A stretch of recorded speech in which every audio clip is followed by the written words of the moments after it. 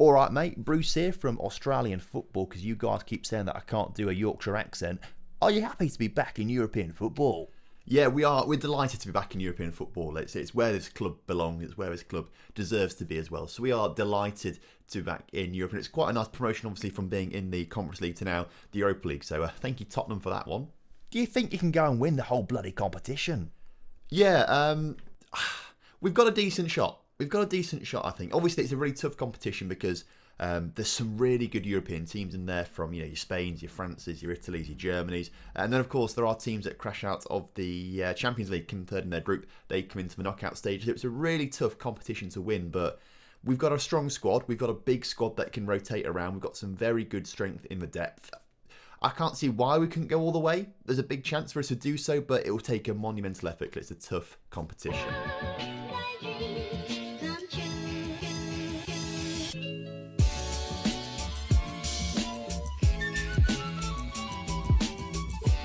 So hello and welcome back to the Leeds United FM20 save. Today it's the Europa League group stage draw, and of course we'll play one or two of the Europa League games as well later on in the episode, which will be fantastic. So we're just going to jump straight into it. Before anything else, because I just want to get this all out the way with. I'm so excited. I love these sort of days because it's really exciting to find out which teams you get to play against. I don't know if it's just something about me and it's a little weird or nerdy, but I just love these sort of draw days and things like that. I don't know about you guys, but I love them. We, by looks of things, are probably a fourth seeded team. Yes, we are down there with Norwich, of course, who also won the FA Cup, which is why they're in this competition. So we're going to have some very tough opposition. We could be playing against the likes of Lazio, Sevilla, Leipzig, Napoli. Really tough teams. Let's just get the draws done, all right? First seed's done, and looking at who's done in the first seeds, I'd probably like to be in Group E or Group F with Salzburg or Ajax. I think they're probably two of the slightly easier sides in the competition. So hopefully we're in one of these two groups. Second seeded teams have been drawn. And again, I'm looking at Group E. Salzburg, Sparta Prague, that gives it a very good shout, I think, of getting through that group. But Lazio Basel could be a decent one for us. Ajax Fenerbache, that's not the worst group either. So it's looking okay right now. Third seeded teams are coming through. And Group E just looks like the perfect group for us. Salzburg, Prague, Maribor. We should be winning that group, I must say. But there are some tough teams, actually. I mean, Athletic Bilbao was a third seed. Group G looks like a really horrible group, actually. Group A looks pretty difficult as well, with Leipzig, Moscow and Fiorentina. So I hope we avoid Group A and Group G. But here we go. I'd love to be in Group E. I wouldn't mind Group D too much. Group F would be great to be in as well. Group C, okay, just as long as we're not in A or G, and probably not H or B either. C, D, E and F. I'm happy with one of those groups. Norwich in Group A, final Group B. Now I've got the four that I wouldn't mind being in. Kriva in Group C, Sturmgratz in Group D. Come on, please be Group E. Oh, it's Slovan Bratislava in Group E. So we're going to be in Group F. We're in Group F then with Ajax, Fenerbahce, Ludogorets and Leeds. It's a good job it's Fenerbahce, not Galatasaray. Midtjylland going to Group G, and then it's finished off with Karabag in Group H. So I must say, I think we stand a good chance of getting through that group. Fenerbahce and Ajax will probably cause us a little bit of trouble, but Ludogorets should be a routine win, I think. That's maybe being a bit harsh on the Bulgarian side. I think we'll do all right here, lads. I think we'll do all right. So hello, welcome back. Hope you're all doing well. Glad we've got that out of the way. Very exciting group. Let me know in the comment section how you think we're going to get on in our Europa League group. Just a very quick reminder. I know it's going to get a bit annoying, but I've got to keep pushing and promoting it. If you want to buy a copy of FM21, link down in the description to get it from 2Game, where I'm affiliated with. And of course, there is a giveaway going on at the moment as well. Links down to that in the description as well. So go check those ones out for me. Now, since you were last here for the opening day of the season win against Chelsea, we've played a couple more games with mixed results, I must say. We went on to beat Everton 3-1 in the following game, which was fantastic. So 2 wins off the bounce. Really, really good. McNeil, Tomiyasu and Reina in the goals in that game, with Ross Barkley being sent off as well. So it was a really good result. We then faced Wolves and Cody Drammer was sent off, and we couldn't really do much about it after that. We were 1-0 down by the time we were sent off, but we didn't deserve to be 1-0 down. If we look at the match stats for this game, we were massively on top. We just couldn't get past their defence, which was rather annoying. So Wolves keep their good record against us. And then following that, we had a 0-0 draw with Bournemouth, which again, I feel like we should have done better in, but we didn't quite get the goal or the result we wanted there. But 4 Premier League games played, 7 points. I don't think that's too bad. It's better than the previous seasons that we've had, so I'm pretty happy with that start. We then also had a game against Portsmouth in the Carabao Cup, rotated the lineup quite a bit, and Nainggolan and Thomas got the goals in that one. As you can see though, the schedule does say that we should be playing against Man City and Fulham in today's episode if we do the normal 2 games, but I don't want to do those. I want to go into the Europa League. So I really wanted to do the draw in today's episode so you can see who we get. But I think I want to do Ajax, Leicester, Fenerbache, and then next episode we can do Ludogorets, West Ham, Ajax. So we can finish off that group stage there in 2 episodes, which would be quite good. So I think what I'm going to do very quickly is play all of these 4 games off camera, and I'll come back to you very shortly, and then we'll do these 3 games on camera. And just like that, we are back. We've played 3 games in the end, 3 games, and they've done pretty good in those 3 games, the players. We started off with a 1-1 draw against Man City, Carlos Elena getting the goal in that one, before he picked up a brace in a 4-1 victory over Fulham with Barisic and Reina also getting the goals in that one, before we absolutely decimated Ludogorets, Holozek with a brace, Elena with another one, and Ross Barkley with the 4th. So pretty good going. Just a quick update to the table for you as well. I can't remember if I showed it to you earlier on or not, but we're 9th right now on 11 points after 6 games. We got a game in hand on other teams, so that's quite handy for us. We could go as high as 4th actually if we won that game in hand, so looking pretty good so far at the start of the season. Another thing to talk about are transfers. We had to go through transfer deadline day, and it was ridiculously busy on transfer deadline day. I'll put some screenshots up right now, but we had a huge bid coming for Calvin Phillips, which obviously we rejected because we can't get rid of Calvin Phillips. We've got to keep the Yorkshire Messi at the club. Big bids came in for Joe Gelhardt from Watford, twice actually, 11 million and then rising to £50 million, but I don't want to let him go because he's the future of our strike force in my opinion. Another big bid came in for Carlos Elena, and I was tempted by it because Everton bid quite a bit of money 2 times actually, up to 27 million on their second bid. But luckily we didn't sell him, and he's actually scored loads of goals for us since then, so he's a very good one to keep around. There was one deal though, which we have taken. Watford bid £18.25 million for Tyler Roberts. I double checked to see how we were looking for players trained in England at a club in England or the UK or something like that. And it turns out we've actually got 10 of those in the first team, and we only need 8 of them for European football. So it seemed like a good deal, was available to negotiate, and I negotiated it up to quite a healthy £17 million up front, then £6 million in the future. So £23 million we're going to get for Tyler Roberts. He's just not as good as Bartol Barisic. He's not as good as Joe Gelhardt. He's not as good as Holozek. So he's not really going to get any game time. So we may as well try and cash in on £23 million worth of transfer budget. That was fantastic for us. So off he goes, off he pops, and he has now left the club. There has been one in, actually. There has been one in because Calvin Phillips was very cross that we didn't have a strong enough strike force, basically. He said we've not got strong enough strikers. So we've gone out and got a player in on loan from Chelsea. Juan Manuel Gutierrez in from Chelsea for the rest of the season. Actually probably is the best striker we've got at the club, to be fair. He does look very good. But I'd rather be developing Bartol Barisic and Joe Gelhardt. So as good as this guy is, we might be ruining his career a little bit, but at least it meant that Calvin Phillips is no longer cross at us for not having a strong enough strike force. So Calvin can keep quiet, and we can have a lovely striker to sit on the bench who can probably score goals off it if we want him to. But I just thought we'd update you a little bit on the transfer comings and goings. It's time to jump straight into this game against Ajax, and I'm having a bit of trouble actually deciding on which teams to use because we've got so many good players in the attack that I want to keep rotating to develop. I want to play Holozek, but I also want to play Renier. I want to play Gelhardt, but I also want to play Barisic. I want to play Nassi, but I also want to play Dwight McNeil. So it's a lot of rotation at the moment around the attack, but it's all good, I think. If they keep performing as they have been, it should be all good. Nassi, Gelhardt and Holozek are getting a nod for today's game against Ajax, though. I've gone for a young midfield as well of Carlos Elena, Kenneth Taylor and Thomas as well. And also, actually, a pretty young back line of Zagre, Josko, Todibo and Tomiyasu. Farron is at 24 years old. I think is the oldest player on the pitch, actually. So it's a very young squad lining up today against Ajax. Ajax, on the other hand, have a bit of an old squad by the looks of things. They've got Cavani, who must be like 35 or so now. They've got Alba, they've got El Neni, and actually they've got Kyle Walker as well, weirdly, and they've got Blind. They have got quite an old squad, actually. Not quite the same Ajax side as we've come to know and love in recent years. They usually have a pretty young side, but obviously in this version of the game, they've gone for the old boys. Is it going to be the battle of young and old? Who's going to come out on top? First highlight of the game, though, looks like it might be going to the young guns of Leeds. This feels like such an old-school European tie, Ajax versus Leeds. It's quite exciting to watch as Holozek gets the first goal for the young guns. The age and experience of Ajax couldn't hold back Adam Holozek, who gets his third of the season already, assisted by Nassim. This is what I mean. We've just got...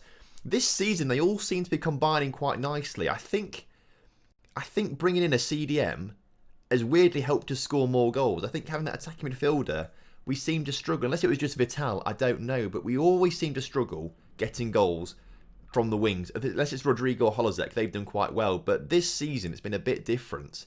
And I think just maybe even creating more space for those attacking players. There's no attacking midfielder in there now. They've got a bit more space and freedom to do what they want to do, maybe. Free kick for us, though. Carlos Elena, just like it was before. But this time, Joe Gelhardt puts it into the back of the net and gets his first goal of the season. Congratulations, Go. Did I just say Go? I meant Joe. I'm getting all my words mixed up today already, I feel. But we're 2-0 up against an Ajax side who are pretty decent. They've got some very good older players, but I guess maybe they're just getting a little bit too old there as, we've been so unlucky. Our left back, Zagreb, coming so close there to getting his first goal of the season as well. But as Kyle Walker comes forward for the Dutch side, it does look like they're trying to get back in this game. And obviously the experienced heads of this Ajax squad, they'll know how to get back into a game. 2-0 down won't faze them, although they have only had one shot, so maybe it is starting to faze them a little bit. I'm surprised at how well we're playing, actually, as Holozek gets another challenge in there. Holozek coming forward. Holozek shoots and scores his fourth of the season. Fantastic start for us. What a game. What a first half. Maybe I've overestimated the other European sides. I said this group might be a bit tricky with Ajax and Fenerbache in there, but maybe I am overestimating some of these teams. Might be a good idea to make a couple of changes. Weirdly, this is Carlos Elena's worst game. He's been our best player so far this season. Must be a bit camera shy. He's not playing particularly well right now. What we'll do is bring Ross Barkley on in that position. He's played very well when he has played as well. It would be a good time to rotate a little bit, but I'd rather probably just start Bartol, McNeil and Barisic next game. Leave these guys on to have the full 90 minutes. So Ross Barkley coming on might actually be the only change we make in today's game as Thomas puts a ball into the middle, not quite reaching its intended target. But Thomas back in the middle, it's cleared once again. Thomas, once again, come on lad, let's get a goal in the back of the net please. Josko out wide to Taylor. Taylor into Todibo. Todibo across in the middle. Gelhardt's there. Gets another goal. What a game it's been for him. Although he might be offside. The linesman's not moved. Oh, you hate to see it. Offside. Not that it matters too much because we are 3-0 up in this game against Ajax. Weirdly, we are really good at scoring goals in the first half. We scored all 4 of our goals against Ludogorets in the first half. But we just can't seem to score in the second half. Maybe that's the new issue this season. We can't score goals in the second half as Farinez collects. He's been very good so far this season, actually, Farinez. He's made one big mistake, actually. One of the games we won, the game we won 4-1, he made a big mistake in that one. I believe it was that game. But he's been pretty solid other than that. So I think bringing that CDM has also helped us score, but also helped us not concede some. It's very weird how it's all worked out, but I'm not complaining because we are doing brilliantly well so far this season. Holozek goes for his hat-trick, doesn't quite get it. But somehow we've limited this very experienced Ajax side to just 2 shots across the entire game. What a result. Very pleased with that. Holozek on form, he certainly was. Let's praise him for being superb in front of goal last time. What a performance from him. And him and Renier, they keep battling each other basically in that right wing spot. Couple of days off until the Leicester City game. That's fine because we can rotate these players and everyone seems to be in decent form at the moment. Leicester also bottom of the table, so it probably means we're actually going to lose it 3 or 4-0 now, and we'll be tearing our hair out at how poorly we've played, but hopefully that doesn't happen. So we'll bring Renier back on, we'll bring Dwight McNeil back on, and we'll bring Bartol Barisic back on for this game. I'm also going to actually bring Ross Barkley on and Calvin Phillips on as well. The back line, Varane will come back on as well, and so will Oliver actually. So a lot of change in this squad. Only 3 players. In fact, let's do it. Let's give Van der Voort a game this time as well. Only 3 players keeping their positions from the last game, and that is the strength and depth that we've got this season. I'm really happy with it. So, kickoff is upon us against Leicester. Watch all these changes now massively backfire, but I'm just confident in the squad this season. I think we've got a really strong mix of players right now. I should say as well, Ferro hasn't been playing at centre-back recently because he is injured. He got injured very early on in training, I believe. So he's been out for, I think he had a 2-month injury, and he's still out obviously right now. So that's why you've not seen him, but he will be back in the squad when he does get back from injury.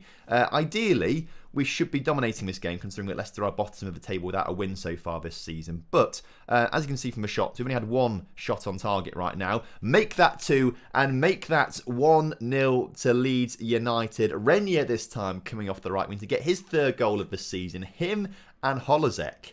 They've been rotating on the right wing. Holozek's not been played as a striker yet, and my plan was to try and play him as a striker this season to give Renier some more time, but I've been swapping them on the right-hand side of the pitch, and both of them are just bagging goals. It really is a wonderful position to be in when everyone actually is playing really well, as we've nearly got our 2nd goal just before half-time. So a 1-0 up at half-time. We haven't actually played that convincingly. Another goal would really kill the game off, I think, so hopefully we can get that early on. But I am going to go aggressive, and I am going to say I'm not happy with your performance out there. Everyone's fired up, apart from Thomas, who is not quite so fired up. He looked quite demotivated, but we'll let him get over that in the second half, and he'll play a blinder and score a goal or something like that, as it looks like actually Leicester could be on the attack early on in the second half, unless of course we can get the challenge in there, which we have done. Ross Barkley racing forward now on his own pretty much. Can he square the ball, or is he going to take the shot? He squares it to Bartold Barisic. Those situations, they always shoot. Barkley, for some reason, didn't. I'm not complaining. Thank you very so much, Ross Barkley, for not shooting in those positions, because that's what everyone always does.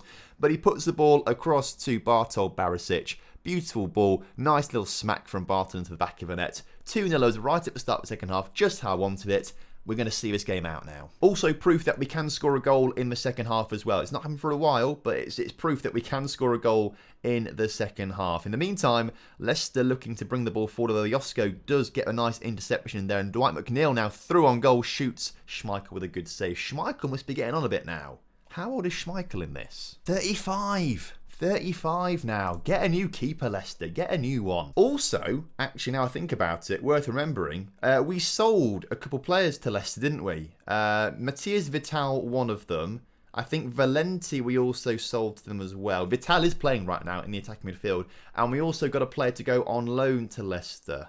The Mexican kid, the Mexican centre midfielder, Venezuela. It's not actually Venezuela. It's something very similar. Either way, Bartol just scored another goal. You love to see it. Obviously, the Venezuela guy can't play in this game because it's against the loan rule, so he can't play. But it's interesting to see that we sold 2 of our rejects, or 2 players we didn't think were quite performing, to Leicester, and Leicester are now bottom of the table. It might mean we have to recall Venezuela, or whatever he's called, from loan in January, because we can recall him, and we might do that in January if Leicester are still at the bottom of the table. I want him to be in a winning side training well, rather than training well in a side that's doing terribly. Speaking of Vital, he's on the ball right now, but is tackled immediately by Renier there as he looks to try and put some pressure on the keeper, but he gets it out to Tomiyasu. Tomiyasu into Thomas. Thomas coming forward into Renier. Renier coming forward into Ross Barkley. It's liquid mud right now as Barkley into Bartol. Bartol gets his hat-trick. 4-0 to the Leeds. Leeds. You love to see it. This is completely different to last season as well. Completely different to last season, where we did struggle to score, actually. Scoring goals was a bit of an issue for us. And also conceding goals was a bit of an issue. We've conceded 1 now. It's offside, though. It's offside. Doesn't count. But I was about to say, we haven't even conceded yet in today's episode, and that is something I don't think we've done for a long time. 10 minutes ago, I am aware that I've not made any changes yet, but considering that we can make, what was it 9 changes to the squad, 8 changes to the squad, and we can still win the game. We have conceded a goal now. Obviously, I spoke too soon earlier on, but we can make all these changes, still dominate games. I'll just change the team again for Fenerbache. We don't need to make substitutes at this stage, do we really? That should be time now, as it is Leicester 1, Leeds United 4, up to 6th in the Premier League table. Another win could take us up to 3rd. Oh, you love to see it. Great performance from Bartol as well, getting a hat-trick for us out there. You love to see it, man. But But because we've got such great quality in the side, he's not going to play the next game. We're going to rest him again, I think. Youth facilities have been upgraded. Fantastic stuff. Hopefully that will improve our youth intake for this coming season. I must say as well, though, we haven't had a tough start to the season. We've played against Man City, obviously, who are right up there. But this season are struggling a bit. Well, I say struggling, they're third. Okay, so we're not struggling this season. Chelsea just seem to be struggling all over the place every single season right now. They are above us right now, but they didn't do very well last season. So the only real challenge we've had so far is Man City. Obviously, we lost to Wolves, who are usually a team we lose to anyway, so that's sort of a given. But it's not like we've had a challenging start to the season. So let's try and not get too carried away with results and where we are on the table right now. Saying that, though, we have actually played Wolves, Man City, Chelsea, and we're in that position right now. We haven't obviously played Liverpool yet or Tottenham yet, or an Arsenal, or a Man United, but they're below us right now. So maybe we genuinely are, there on merit and we'll be there around the end of the season. So Fenerbache now. First things first, Barisic will come off because I want to give the lone striker from Chelsea, Gutierrez, a run out there. I think we'll leave Dwight McNeil, but I want to give Holozek another run out, and we'll probably obviously substitute those guys later on at some point. I do want to get Kenneth Taylor in, probably for Thomas. Let's give Thomas a rest. See what Taylor can do in that CDM role. But we'll probably leave Phillips and let's get Elena on for Barkley. Although Barkley played very well last game. Verona can play with both feet, can't he? So let's give Josko a rest for this game. Get him off the pitch and we'll bring Todibo on. And I think that's the only changes that we'll make for this one. So, for the final time in today's episode, kickoff is upon us and you love to see it. Hopefully, we get a big win against Fenerbahce. I can get my Fenerbahce top on, actually, couldn't I? It's actually a really nice kit. I'm a big fan of this kit, actually. It is pretty cool. Picked it up when I was in Istanbul from the Grand Bazaar for probably a £5 or something like that. Obviously, that means it's not a real kit. It's certainly a fake. Well, they have tried hard. There's a proper hologram on here. A proper hologram saying official products, but it can't be for £5. Free kick for us, though, 30 minutes into this game against Fenerbahce. And Varane, how has he missed that? How has he missed that? Oh, dearie me. Gutierrez is meant to be the best striker in the club according to Shitty Gel and everyone else. So let's see what he can do. Whereas Adam Holozek's made quite a few mistakes. So he said we take him off for Renya at some point in today's game. So I think we'll do that very shortly. McNeil this time on the ball into Kenneth Taylor. Across to Elena, who just about gets there. Tomiyasu into Taylor. Back to Calvin Phillips. Come on, Taylor, get it across to Oliver. Oliver into the middle. McNeil. Right, surely there's a goal coming. I can feel a goal coming right now. And here it's not come. Okay, a goal is coming. I promise you. A goal is coming from this highlight. It's so long, it feels like there's got to be a goal at the end of it. Go on, someone. Just unleash your shot. Score it. Oliver. There we go. I told you there was a goal coming. I told you. Sometimes you just get the feeling. You just get the feeling that there's going to be a goal. And then it happens. Apart from the times it doesn't happen. But this time was one of the times it did happen. It's a great strike, to be fair, from Oliver. But we are going to take Holozek off for Renya. Definitely. McNeil also having quite a poor game on a 6.3. Let's get him off for Nassi as well. Let's see what he can do as well. Another chance for us to come forward. Same sort of build-up play, just around the edge of the area. Oliver on it once again into Taylor. Taylor this time into Renya, just over the bar. Good to see that we're having a good amount of shots today. It's just that we can't seem to get in the back of the net. I guess it is because of his tightly packed Fenerbahce defence. They're obviously playing quite defensively for this one. Although they have just switched up to a 4-4-2, trying to get a goal right at the end. But I think it's going to be just a little too late for them. As Oliver in the 90th minute into Gutierrez. Gutierrez gets himself in the middle. Oliver to put the cross in into Nassi. Nassi can't quite get the ball he wants, but does manage to get it back to Oliver, who gets it into Taylor. Taylor tackled? Not quite. He gets past his man into the middle. Go on, put the cross in. Oliver will put the cross in, and we've hit the post again.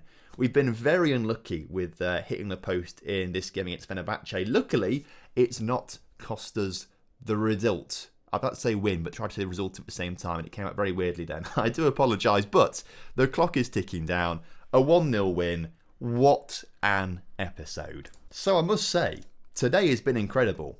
What a start to the season we've had. I mean, we've really turned... Compare this to the start that we had last season, which actually wasn't that bad at all, to be fair, but more losses and more draws in there. The season before that was very, very bad. And then the first season that we had was actually decent until we hit September and lost everything. We're now at the very end of September, and we've only lost one game. It's the best start to a season that we've had ever. I genuinely was really worried about losing Rodrigo. I knew we had to sell him so we could actually not lose £34 million, and otherwise we'd let them go for a free. But I was worried where the goals were going to come from, but I shouldn't be, because look how many goals we've scored in September. Ridiculous amounts. So given that we've got 9 points already, another win against Fenerbahce might actually put us through into the knockout stages. So my plan was to do Ludogorets, because we've not done those on camera yet, and Ajax. But, well, we've pretty much qualified from the group, I think, really. Yeah, one more win against Fenerbahce puts us on 12 points, which is far enough ahead of Fenerbahce and Ludogorets then. So realistically, we could be qualifying next game. So it doesn't make much sense to then do Ludogorets. What we might do next episode is come back for the Ajax game, just that final group stage game, to see us properly confirmed through, and then we'll do Norwich as well, because that's obviously quite a big game, given that we could be facing them in a Europa League final come the end of the season. So that could be quite an interesting game. Also a great start to the season as well. And then there is this big break for the World Cup, because it's 2022. So then after that, we'll come through into January and play some of January, something like that. So thank you so much for watching today's video. I hope you guys have enjoyed. And of course, if you have done, drop a like on the video for me and subscribe to the channel if you're new around here. And I will see you next time. Have a wonderful evening. Goodbye.